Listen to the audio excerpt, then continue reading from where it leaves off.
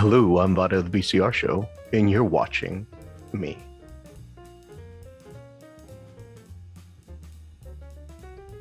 So I get a lot of the typical, how's the master's going, and what are you majoring in, and people wondering, well, when are you going to graduate?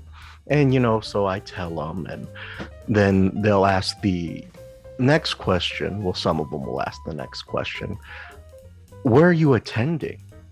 And I'll say, I'm attending St.Bonaventure's University, SBU. Go Bonnies. And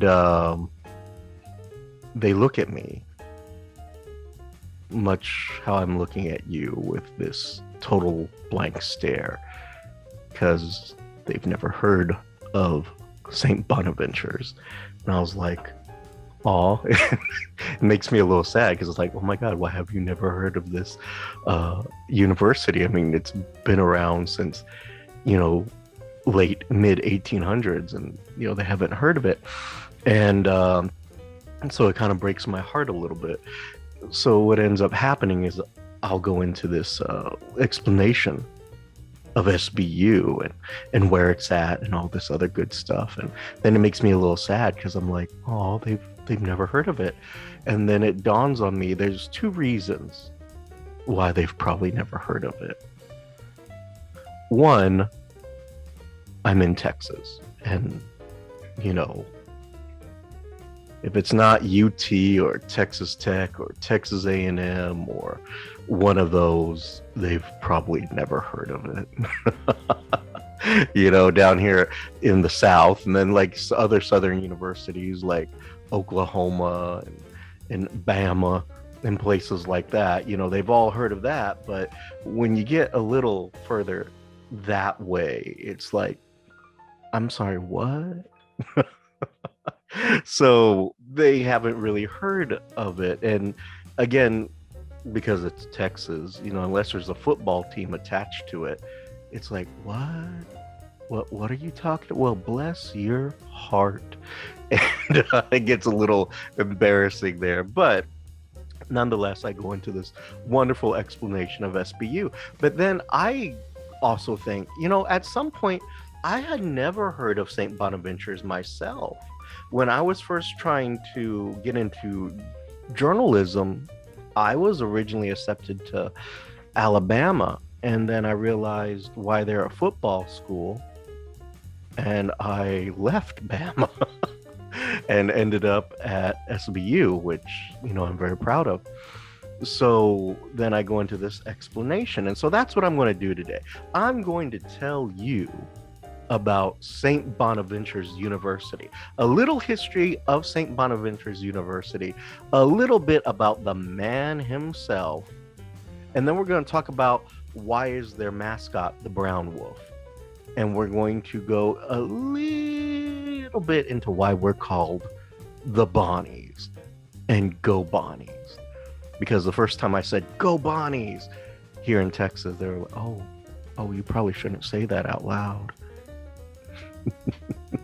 The land of Greg Abbott. And this is my co-host, my dog, who insists on ruining all my shots.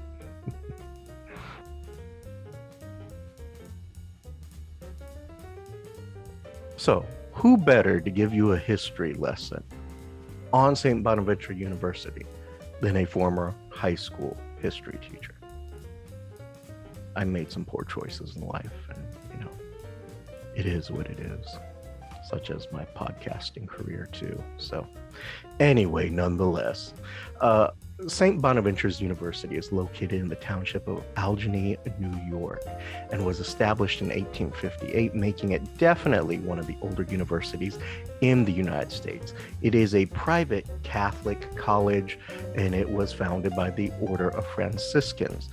Now, for my non-Catholic friends or people who have no idea what I'm talking about, the Franciscan order is basically a religious order that was established by St. Francis of Assisi in 1209.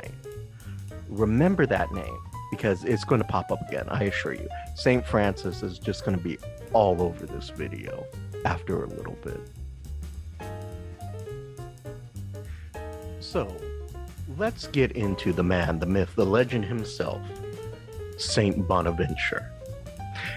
They guesstimate that Saint Bonaventure was born in the year 1221. I say guesstimate because there were no records, and when trying to find a baptismal record or anything like that, there was none to be found. So they guesstimate 1221. He was born under the name Giovanni de Frenza. I say that weird, that's my best Italian. But Giovanni. And I know what you're thinking, like, if his name's Giovanni, why is he called Bonaventure? Well, let me enlighten you. There are two stories as to why he is called Bonaventure. All right. The first one is the more romantic one and the one that's probably not as accurate. But it was said that Bonaventure, Giovanni, was a very sickly boy, in that he was so sick that he was dying. And that part was the real part. The romanticized part may be that he was so sick that his mother got scared, picked him up, ran out to try to find help. And you have to remember, this point in time, no such thing as 911 or ambulances or life flight or anything like that. And she came across St. Francis of Assisi, the founder of the Franciscan order and famous saint who could talk to animals. Now remember that name. That name's going to pop up a lot in this video. So in encountering St. Francis, she took her son Giovanni to him. St. Francis prayed over him, laid hands on him, and he was cured. But in the process of laying hands over him, Francis was given the gift to see Giovanni's future. And he was so overjoyed in what he saw in Giovanni's future that he said, Bonaventura. No, that's wrong. He said, Bonaventura.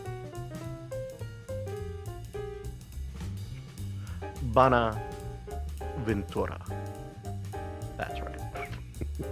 And basically what that translates into is good fortune or good future, in reference to Saint Bonaventure. So that's the first story. The second story, and the one that is more than likely true and not as romantic and way less dramatic, is that Bonaventure chose that name when entering the Franciscan order. I would go with the first one too. In fact, most of the research goes with some type of story of the first one. So that was basically how he ends up getting his name, Bonaventure. Now, a little bit more into this man. So Bonaventure is an absolutely brilliant medieval philosopher. I mean, this man to this day is just considered absolutely brilliant for his time and even some of his works nowadays. He wrote several books. One of his more famous books is entitled Journey of the Mind to God. Now, Bonaventure also played a major role in uniting the Greek church back to the Roman church. It was also said that he was a magnificent preacher, and he just had a lot of gifts, and an amazing gift to be able to kind of reconcile philosophy and theology together. Bonaventure was a lover of education. He thought knowledge and education was a way to bring you closer to God. He very much in the Franciscan tradition, and much like St. Francis, was a lover of nature. Before Bonaventure accomplished all these amazing things, he attended the University of Paris with his contemporary at the time, the legendary St. Thomas Aquinas. It was said that Bonaventure and Thomas Aquinas did not exactly see eye to eye on theological and philosophical views. This is partly because they were from different orders and had different theological ideas as to how things went, basically. St. Thomas Aquinas was part of the Dominican order, and Bonaventure, of course, is part of the Franciscan order, and they both had hugely different ideas. Bonaventure was more of the idea that education, knowledge were ways to become closer to God, and very much emphasized that. He was a lover of education, a lover of knowledge, brilliant man, and that bled out into a lot of his works. Eventually was elected Minister General of the Franciscan Order in 1265 and was elevated to Cardinal Bishop. He died on July the 15th, 1274. His feast day is July the 15th. He is considered to be one of the greatest doctors of the Roman Catholic Church and one of the greatest philosophers of the medieval period. He is oddly the patron saint of intestinal disorders. This was mostly because he died of an intestinal issue. I think about this, like who got the last laugh there? And it's kind of like Thomas Aquinas. Thomas Aquinas is a patron of all these really interesting things, and then you have Bonaventure, who is the patron of intestinal issues. Talk about wow, short end of the stick there, but nonetheless, a very brilliant man. And so it just floors me that that's what he's patron of. I'm sure he's patron of other things, but when you research it online, it is either intestinal disorders or bowel disorders. And I'm like, wow, they're just really stuck on that one. And it kind of breaks my heart because he really was a brilliant man. But that is a little bit about Bonaventure. Now let's jump into why are they the brown wolves? Why is their mascot the brown wolf? And that is a simple, long, drawn-out story, but I'll try to water it down for you the best I can. So basically, it goes back to St. Francis. And what happens here is there's a town in Italy that is being tormented by this very savage wolf. I mean, this wolf was killing livestock, it was killing people, it just did not care. It was killing them and eating them. It was totally savage, and you may be asking yourself, how savage was he? And I'm talking like the movie The Godfather, get the cannolis kind of savage. And so St. Francis goes into this town, and they plead with him to try to help him with the wolf issue. And what he does is Francis then goes out into the woods and he looks for the wolf, and he comes across the wolf, and it's said that the wolf was extremely aggressive towards Francis and had lunged at Francis and was going to attack him, and that Francis made the sign of the cross, and the wolf fell to Francis's feet in total repentance. And Francis, being the good Catholic Italian saint that he is, says, "Brother Wolf," and gives him a scolding. Just, it says that he scolded the wolf. And I'm like, yeah, that sounds right. He's a good Catholic Italian, you give him a good scolding. And then he made a deal with the wolf, and it specifically says that he made a deal with the wolf. And the deal was that the wolf needed to be fed, and the villagers agreed to feed the wolf, leave out food for him. In exchange, the wolf would not attack the villagers or their livestock.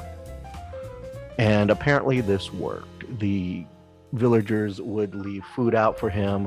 The wolf became very tame. He would just walk into people's houses and they get fed and then leave. And it was even rumored that the wolf would even go to attend mass. Not really, who am I to question the legend of St. Francis? But yeah, so I don't think he was able to take communion, but nonetheless, that has popped up a couple times.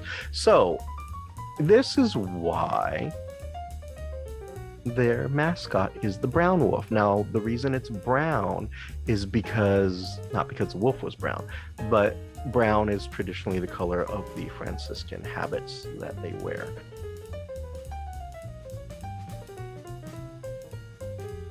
Now let's get into why we're called the Bonnies.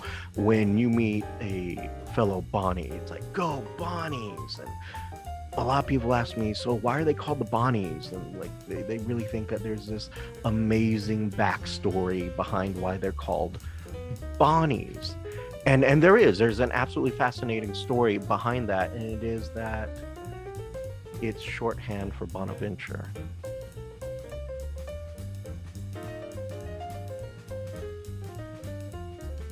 There you have it, a little bit about Bonaventure itself as a university, a little history about the man himself, St. Bonaventure, the history behind why we're called the Bonnies, and the history about the brown wolf, why our mascot is the brown wolf.